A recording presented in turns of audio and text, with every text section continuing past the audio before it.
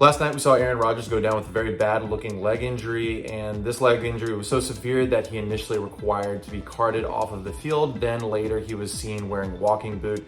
At the time, they were speculating that this might be an ankle injury, and he had some x-rays which determined that the x-rays were actually negative, so they ruled out a fracture.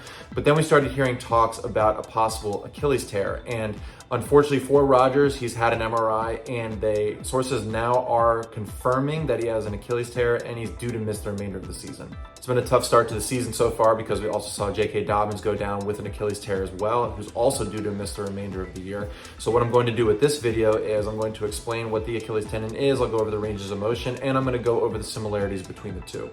Ladies and gentlemen, welcome back to my channel. If you're not familiar with me, my name is Nick Gallo and I am a doctor of physical therapy.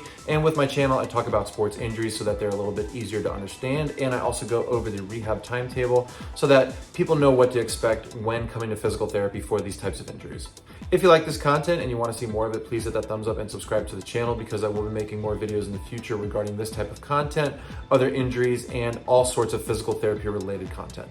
So we see here that Rodgers is being brought down to the ground by a defender, and as he's doing this, we see that legs sort of get tangled up underneath of him. Now, as he's being brought into the ground, we see that rotational component go through the lower leg, and this is probably why they thought it initially was an ankle injury. But as this other angle came out, we can clearly see here that as that foot is planted into the ground, the calf is being stretched along with the Achilles tendon, and we see what looks like a pop. Now here I have a model of the foot and ankle, and so the ankle essentially is formed up of two long bones which are going to come down. The first one being the tibia bone, which comes down and forms that medial or inside portion of the ankle. This is the outside portion, which is the fibula bone that's going to come down and form that lateral portion of the ankle. And as we look on the inside here, there is this talus bone, which is going to form the bottom piece. And so all three of these together are going to form what we know as the ankle joint. There are a few motions at the ankle, the first being dorsiflexion, where the foot is going to be coming up this direction. The opposite of that is plantar flexion, where the foot is going to be pointed downwards. And as we turn the model this way, anytime the foot is coming in this direction, this is known as inversion. And finally, as we do the opposite of that, that's known as eversion. So anytime you get a rotational component going through the ankle, this is going to put a lot of stress on the bones of the ankle and as well as the ligaments, which is why Rodgers initially had an ankle x-ray. They wanted to rule out potential malleolar fractures. You have a medial malleolus and you have a lateral malleolus. Anytime you go through a rotational component, that can put it kind of in that ankle sprain position, whether it's inversion or eversion, and can also stress the bones.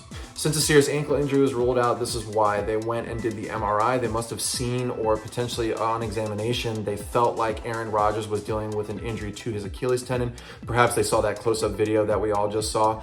But anytime a person is going to get an injury essentially to the Achilles tendon, this is going to affect three muscles that are located on the back of the calf here. The first being that gastrocnemius, which is that big fat muscle at the top. Then you have a soleus muscle, which is that slightly smaller muscle that's located a little more inferiorly. And finally, we have a very small muscle known as the plantaris. And those three are going to come together to form that Achilles tendon, which attaches onto the calcaneus, also known as the heel bone. The reason why this injury is similar to JK Dobbins is because both of these happen when there is a forced dorsiflexion at the foot and ankle. Anytime you force dorsiflexion and the person's foot and ankle go beyond the norm value, that is when you're going to put significant strain on the Achilles, on all those muscles on the back of the calf. So anytime you go beyond that range of motion, that can lead to a rupture, which is unfortunately what happened in this case too. In these Achilles injuries, you have a grading system, grades 1, 2, and 3. In a grade 1, this is where you get stretching of the tendon, but there's no tearing. In a grade 2, this is where you get partial tearing. And finally, in a grade 3, you get a full rupture. And recovery from this takes several months, upwards about 6 to 8 months, because surgical intervention is usually required. The fact that Rodgers is already projected to miss the remainder of the year makes it sound like he's dealing with a grade 3, which will unfortunately require surgery. Once again, if you saw my video on JK Dobbins, the first thing we're going to do when we get this person in physical therapy is to protect the graft. You don't want to do any stretching or anything like that to essentially compromise what they've done surgically. So the person usually is non-weight bearing, and they're going to be wearing some sort of walking boot and or a cast just to make sure that person is not getting any motion going through that ankle. Then as the person is going through follow-up appointments with the surgeon and they get cleared to do things, we slowly work on range of motion, we work on ankle stability, and finally some strengthening. So unfortunately, it is a very long road ahead for Rodgers. It's going to be upwards of about 6 months or so, especially because he's a football player. The Achilles tendon is very involved in pushing off and sprinting and running and things like that. So he's going to need to go through extensive rehab to get back to pre-form.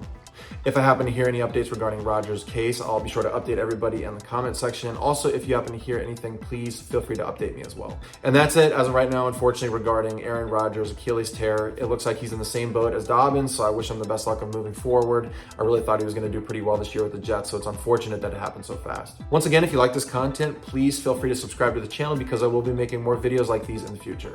Thank you for tuning in, and I'll see you next time.